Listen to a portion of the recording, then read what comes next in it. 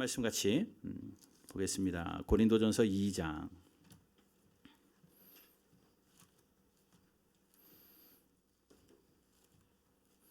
고린도전서 2장 10절부터 14절까지. 고린도전서 2장 10절부터 14절까지 우리 함께 한 목소리로 읽도록 하겠습니다. 10절부터 14절입니다. 같이 봉독합니다. 시작. 성령으로 이것을 우리에게 보이셨으니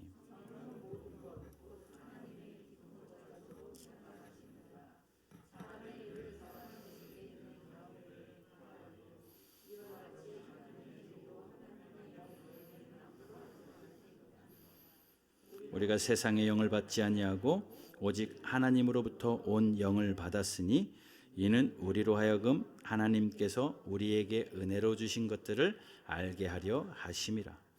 우리가 이것을 말하거니와 사람의 지혜가 가르친 말로 아니하고 오직 성령께서 가르친 것으로 하니 영적인 일은 영적인 것으로 분별하느니라. 육에 속한 사람은 하나님의 성령의 일들을 받지 아니하나니 이는 그것들이 그에게는 어리석게 보이며 또 그것들을 알 수도 없나니 그러한 일은 영적으로 분별되기 때문이니라. 아멘. 오늘 본문 말씀을 읽어보면 굉장히 말들이 꼬여 있습니다. 그래서 읽었지만 봉독했지만 이해가 잘 안 되시죠? 그래서 오늘 본문 말씀을 가지고 좀 중요한 것들을 좀 나누려고 합니다.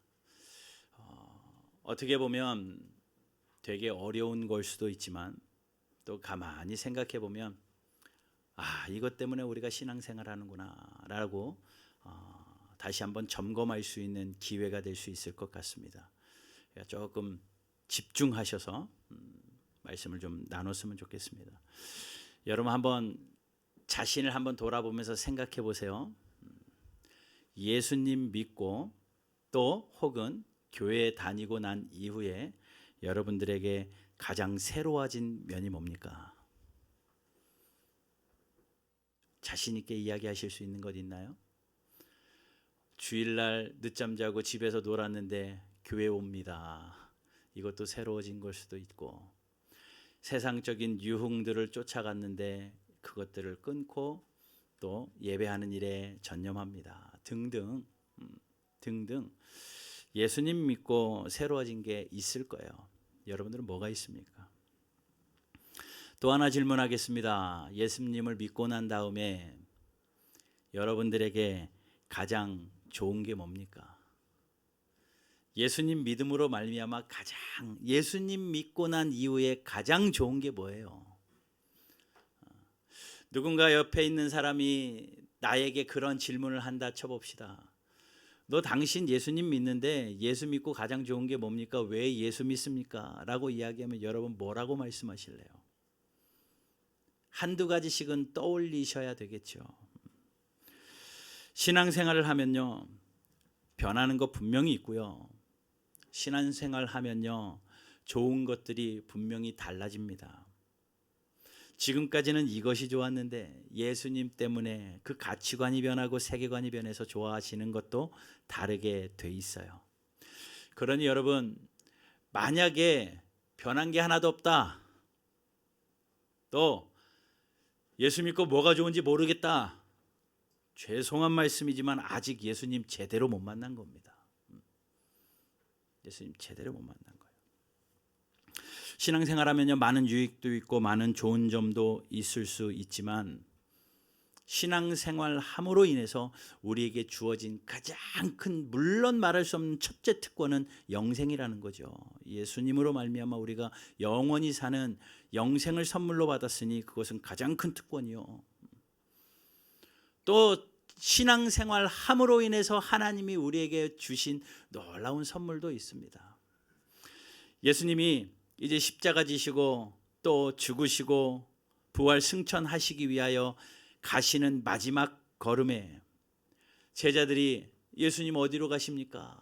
예수님 우리를 두고 어디로 가십니까? 할 때에 예수님이 그 제자들에게 뭐라고 말씀하셨는 줄 압니까? 또 예수님이 부활 승천하실 때에 예수님을 쳐다보고 있던 수많은 무리들이 하늘로 올려가는 예수님을 멍하니 바라보며 이제 어떡하나 라고 바라보고 있을 때에 예수님이 그 무리들을 향하여 뭐라고 말씀하셨는 줄 아십니까? 사도행전 1장 4절에는 승천하시면서 그 무리들에게 이렇게 말씀하십니다. 사도와 함께 모이사 그들에게 분부하여 이르시되, 뭐라고 말씀하시면서 승천하시느냐면 예루살렘을 떠나지 말고 내게서 들은 바 아버지께서 약속하신 것을 기다려라 라고 말합니다. 자, 뭘 말하시냐면요, 내가 전에 너희들한테 말해줬지, 전에 말했던 그거 약속한 거 기다려 라고 말합니다. 그럼 전에 말했던 게 뭔데요? 전에 내게 들은 바가 뭔데요? 그 제자들에게 동일하게 예수님이 전에 말씀해 주신 것이 있습니다. 그것이 요한복음 14장 16절이에요. 같이 읽어보겠습니다. 이 제자들이 예수님 어디 가세요? 라고 이야기할 때 예수님이 이렇게 말합니다. 시작. 내가 아버지께 구하겠으니 그가 또 다른 보혜사를 너희에게 주사 영원토록 너희와 함께. 17절 말씀도 제가 한번 읽어볼게요. 그는 진리의 영이라 세상은 능히 그를 받지 못하나니 이는 그를 보지도 못하고 알지도 못함이라. 그러나 너희는 그를 아나니 그는 너희와 함께 거하시며 또 너희 속에 계시겠습니다. 또 다른 보혜사를 너희에게 줄게 라고 약속했어요.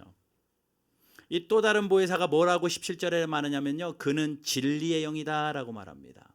그런데 이 진리의 영은 세상 사람들은 알 수도 없고 볼 수도 없고 받을 수도 없는데 너희들은 받을 수 있다. 너희 속에 그 진리의 영 성령이 계시다 라고 말합니다.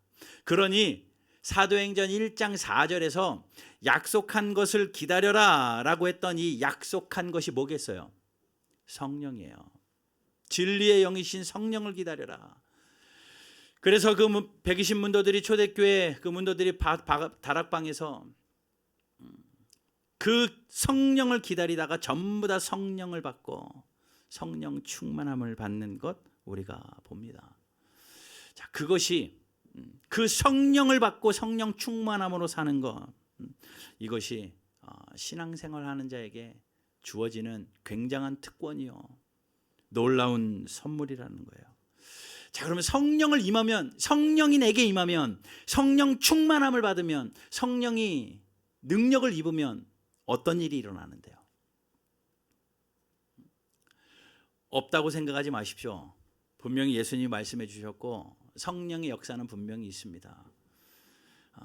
여러분, 성령의 능력하면 뭐가 제일 먼저 생각나십니까? 성령이 임하면 어떤 은혜가 있다고 생각합니다. 많은 사람들이 이렇게들 이야기합니다. 성령이 임하면 여러 가지 은사들이 나타난다. 성령이 임하면 하나님의 음성을 들을 수 있다. 성령이 임하면 방언을 할 수 있다. 성령이 임하면 막혔던 나의 문제들이 술술 풀린다. 성령이 임하면 내가 할 수 없는 일도 할 수 있는 능력이 내게 있고 병도 고칠 수 있고 내 사업의 문제들도 해결될 수 있다. 뭐 틀린 거 아니죠? 맞는 말씀입니다. 그럴 수 있습니다. 성령님은 살아계시고 능력이 있으신 천지를 지으신 하나님이시기에 충분히 그렇습니다. 그 성령께서 우리에게 지금 주시는 그런 능력의 삶들도 가히 분명히 있어요. 그런데 여러분, 한번 이것을 생각해 보십시오. 그것들을 바라고 기다리다 보면 우리가 성령께 집중하지 못하고 성령이 주시는 것에 집중하게 됩니다. 마치 어린아이와 같아요. 어린아이들이 집에 돌아오는 엄마를 기다립니다. 뭐 엄마를 사랑하니까 기다릴 수도 있지만 아빠를 기다린다고, 좀 덜 사랑하는 아빠를 기다린다고 칩시다. 아빠를 기다려요. 아빠를 기다리는 이유는 아빠가 들고 오는 자기의 선물 봉다리, 또 과자 봉다리를 기다리는 겁니다. 또 아빠를 기다리는 이유는 자기에게 필요한 무언가를 줄 수 있을 분으로 여기기 때문에 아빠를 기다립니다. 또 아빠를 기다리는 것은 정말 심심한데 같이 나랑 놀아주고 목마도 태워줄 분으로 알기 때문에 아버지를 그렇게 기다립니다. 아플 때는 나에게 약도 줄 수 있고 병원도 데려다 줄 수 있는 이동 수단으로 여기고 아빠를 기다립니다. 그래서 아이들이 아버지를 기다려요. 우리가 하늘의 하나님, 지금도 살아계신 하나님을 기다리는 것이요, 거기서 머물면 되지 않는다는 겁니다. 나에게 병을 고쳐주실 하나님, 그 성령을 기다리고 나의 문제를 해결해 주시는 정도로 기다리고 나의 아픔을 달래줄 수 있는 분으로 기다려서는 안 된다는 겁니다. 물론 그것도 맞아요. 어린아이가 아빠를 기다리는 이유 맞고 아빠가 그거 충분히 해줄 수 있는 것도 맞습니다. 그런데 거기서 머물러 버리면 어린아이죠. 아이들이 자라고 성인이 되고 성숙해지면 그 이상을 뛰어넘습니다. 아버지를 이해하기 시작을 하는 거죠. 마찬가지입니다. 저와 여러분들이 그 수준이라면 아마도 많은 분들이 그러한 것들은 다 이해를 하겠지만 거기서 더 나아가서 성령님께 집중을 해보자고요. 오늘 본문 말씀은요, 그 성령이 우리에게 주시는 게 뭐라고 이야기를 합니다. 그런데 성령께서 우리로 하여금 알게 하시는 게 있대요. 여러분, 이게 신앙생활입니다. 이게 신앙생활이에요.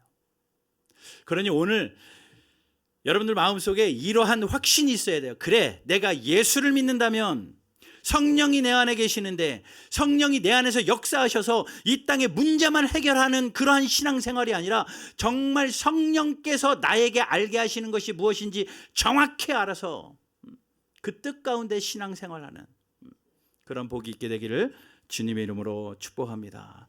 오늘 본문 말씀은요, 사도 바울이 고린도 교회에 쓴 편지입니다. 오늘 2장에 들어와서 이제 14절, 10절을 제가 읽었는데 오직 성령으로 이것을 우리에게 보이셨으니 라고 말합니다.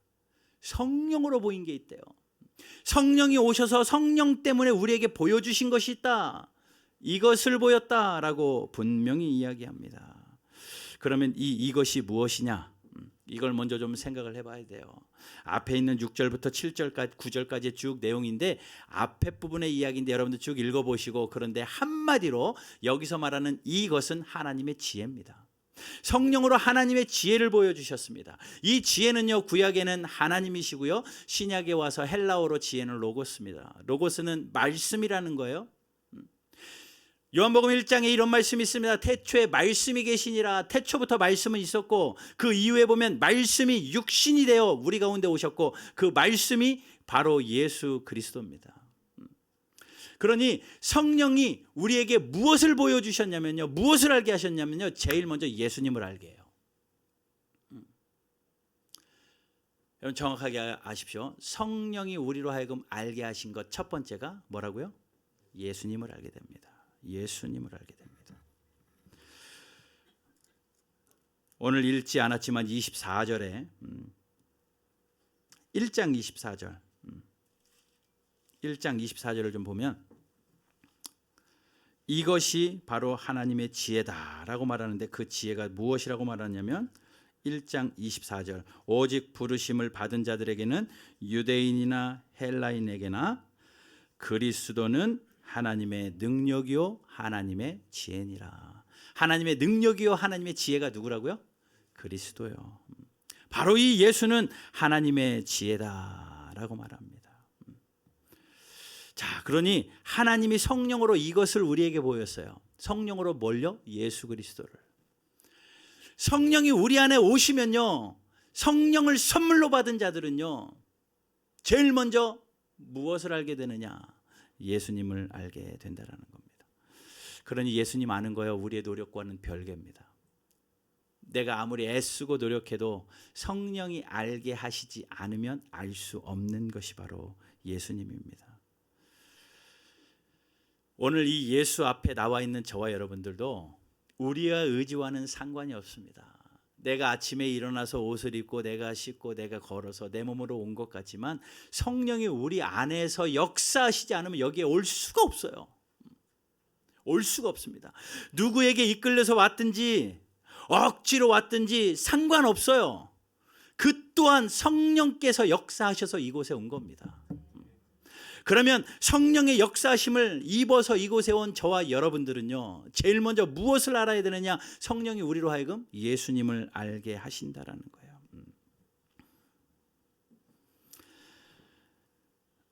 요한복음 15장 26절 우리 같이 말씀 읽어보겠습니다. 같이 읽습니다. 시작. 내가 아버지께로부터 너희에게 보낼 보혜사 곧 아버지께로부터 나오시는 진리의 성령이 오실 때 그가 나를 증언할 것이요. 아버지께로부터 오는 진리의 성령이 오실 때 그가 바로 예수 그리스도를 증언할 것이다. 그러니 성령이 오면 우리가 예수님을 알게 된다는 겁니다. 예수님을 아는 것은요, 일회적으로 아는 게 아닙니다. 계속 반복적으로 알아가는 현재 진행형이라는 겁니다. 여러분 성령 충만하시고 예수님을 계속해서 알아가는 그런 복이 있기를 주님의 이름으로 축원드립니다. 예수님의 이름만 아는 정도가 아닙니다. 여기서 뭐 예수님의 예수라는 이름 처음 들어보는 분은 없죠. 예수를 이름으로만 아는 것이 아니라 또 예수님의 사역과 예수님의 기적들만 아는 것이 아니라 그 이상을 알아간다라는 겁니다. 이 예수님을 아는 자들의 태도는 뭔 줄 아십니까? 그래 내가 예수님을 알아 라고 예수님을 알기 시작한 사람에게 나오는 한 가지 반응이 있다면 요한일서 2장 4절 5절이에요. 같이 읽겠습니다. 시작. 그를 아노라 하고 그의 계명을 지키지 아니하는 자는 거짓말하는 자요 진리가 그 속에 있지 아니하되 누구든지 그의 말씀을 지키는 자는 하나님의 사랑이 참으로 그 속에서 온전하게 되었느니 이로써 우리가 그 안에 있는 줄 아노라. 무슨 이야기입니까? 예수님을 압니다 하는 사람에게 나오는 반응은요, 계명을 지킨다는 거예요.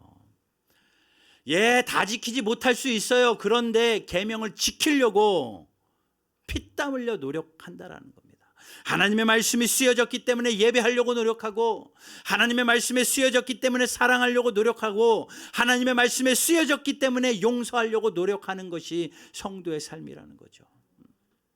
여러분 예수님을 깊이 알아가시길 바라고, 또 예수님을 아는 만큼 말씀에 복종하고 계명에 순종하는 저와 여러분들 되기를 주님의 이름으로 축복합니다. 자, 그러니 성령이 우리로 알게 하신 것 첫 번째 예수님, 그리고 예수님을 아는 자의 삶은 말씀에 반응하는 삶이다. 이해가 되셨죠? 안 어렵죠? 어려워요? 표정들이 좀 어려우신 것 같아요. 제가 오늘 좀 어려울 거라고 얘기했잖아요. 자, 두 번째, 우리로 알게 하시는 것, 성령이 우리에게 오시면 우리로 알게 하시는 것이 두 번째 있습니다. 그것이 10절 후반부인데 제가 다시 한번 읽어볼게요.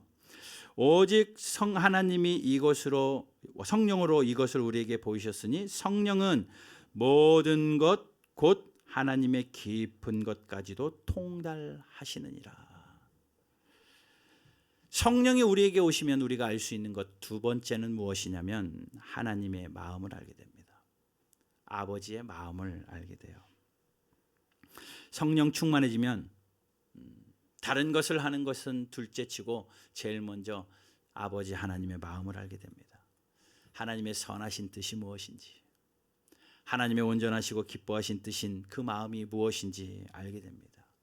우리 인생을 향한 아버지의 마음을 알게 된다는 거예요.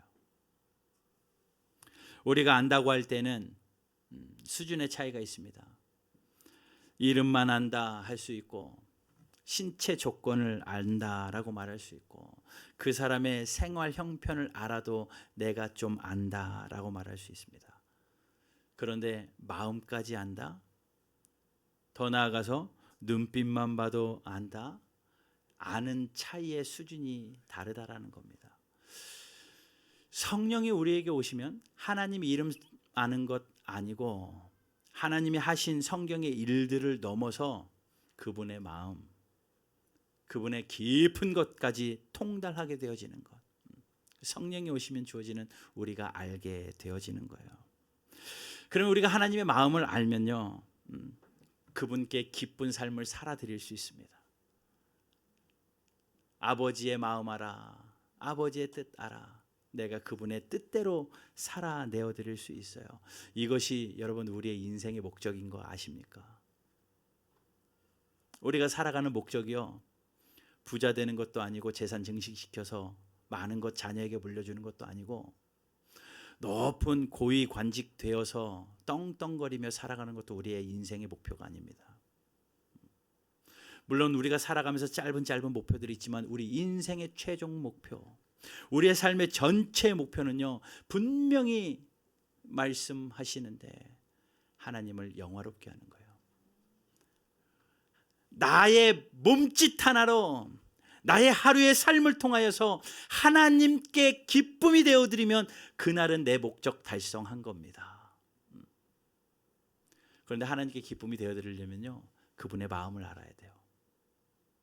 그분의 마음을 모르고는 하나님께 기쁨이 되어드릴 수 없습니다. 그러니 성령이 오시면 아버지의 마음을 깊이 알게 되어지고 그 아버지의 마음을 알면 하나님께 영광 돌릴 수 있다. 인생의 목적대로 살 수 있다라는 겁니다. 또 하나님 아버지의 마음을 알면요, 얼마나 큰 위로가 되는데요. 우리에게 일어나는 수많은 일들, 이해할 수 없는 일들 가운데서도 아버지의 마음을 알면 다 이해가 됩니다. 우리 이 땅에 아버지의 마음만 알아도 아버지가 왜 그러시는지 다 알잖아요. 그렇지 않습니까? 나에게 왜 일이 일어났지? 나에게 왜 이런 현상이 있지? 내가 왜 이렇게 아파야 되지? 내가 왜 이렇게 어려워야 되지? 남들은 다 저렇게 잘 되는데 왜 나는 왜 이렇게 고생스러운 인생을 살고 있지? 아버지의 마음을 모르면 이 현상에 내 눈이 갇혀서 정말 어려운데 아버지의 마음을 알면 그것을 다 뛰어넘는 위로가 우리에게 있다라는 거예요. 한 가지만 말씀드릴까요?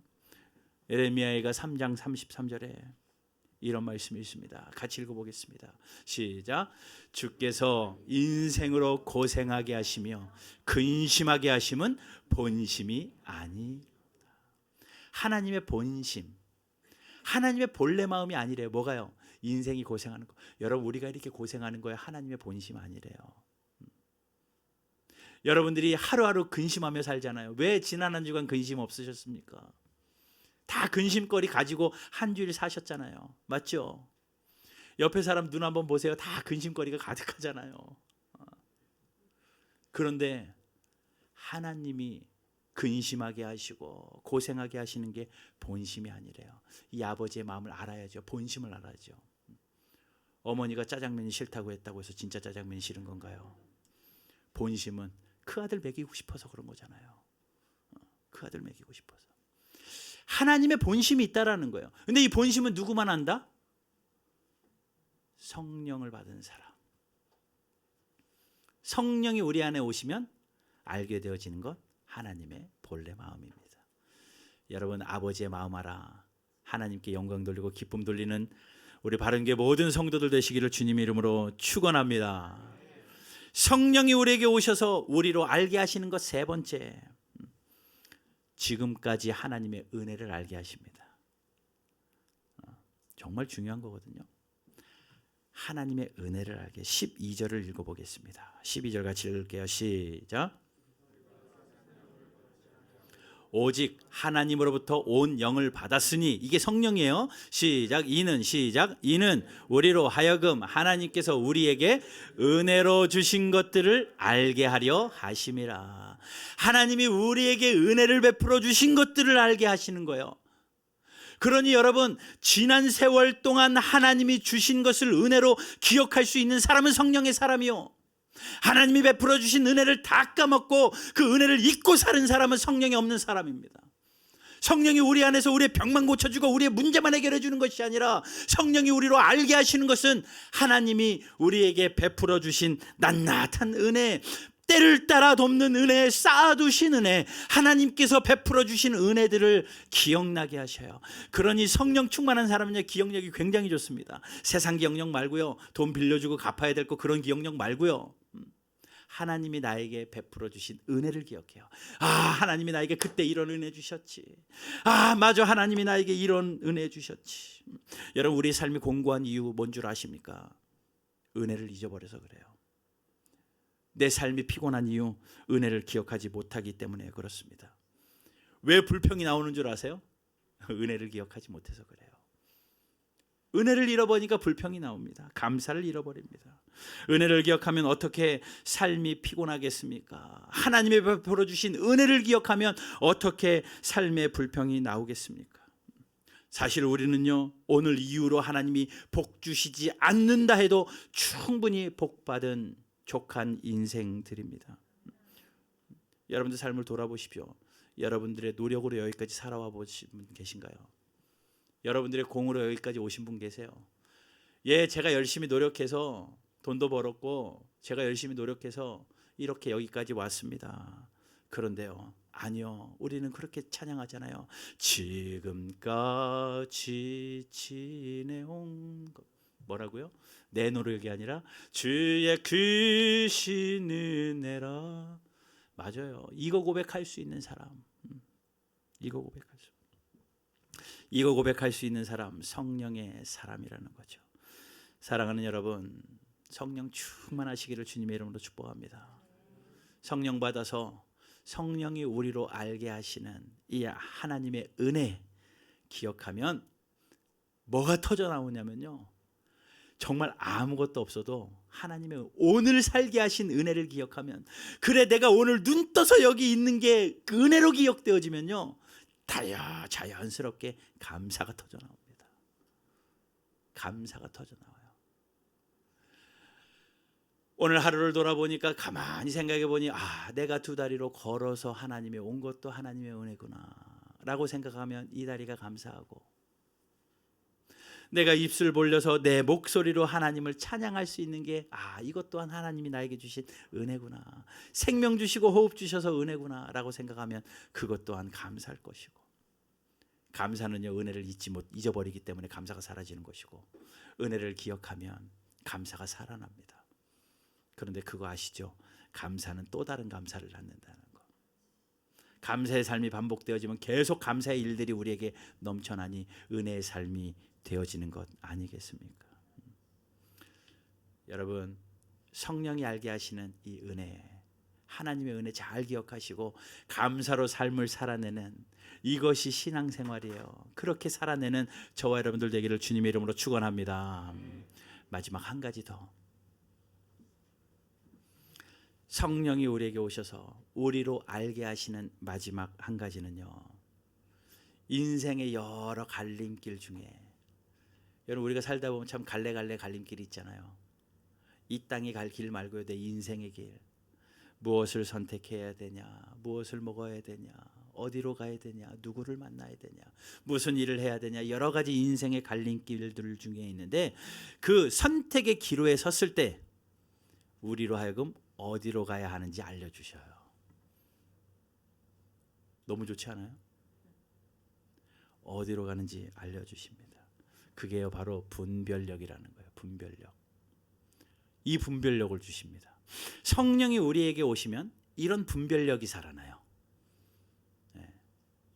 무엇에 서야 되는지, 어디에 옳다고 해야 되는지, 어느 길을 가야 되고 누구를 만나야 되는지, 이런 분별력이 생깁니다. 13절 14절이에요. 같이 읽어볼게요. 13절 14절 시작.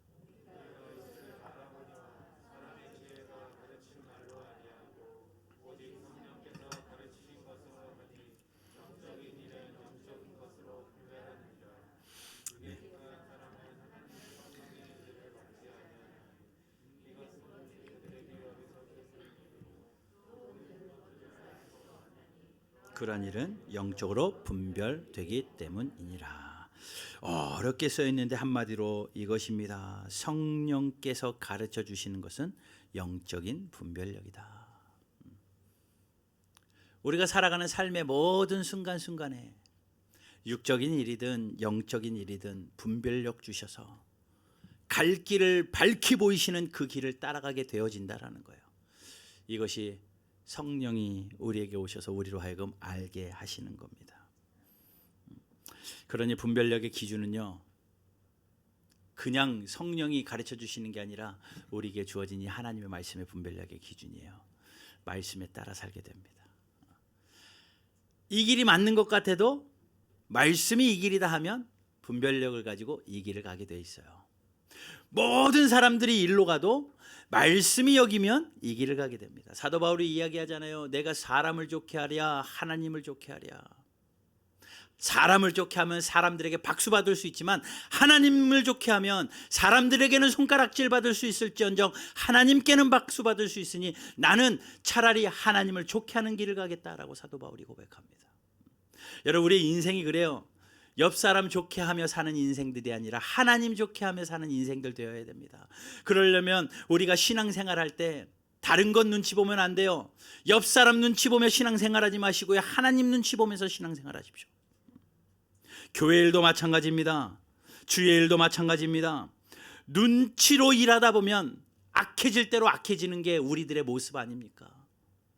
눈치밥대로 신앙생활하고 눈치 봐서 주의 일 봉사하고 이 사람 눈치 봐서 이거 하고 저 사람 눈치 봐서 저거 하고 그렇게 신앙생활하니까 교회가 부패될 대로 부패하고 힘이 없어질 대로 없어지지 않았습니까?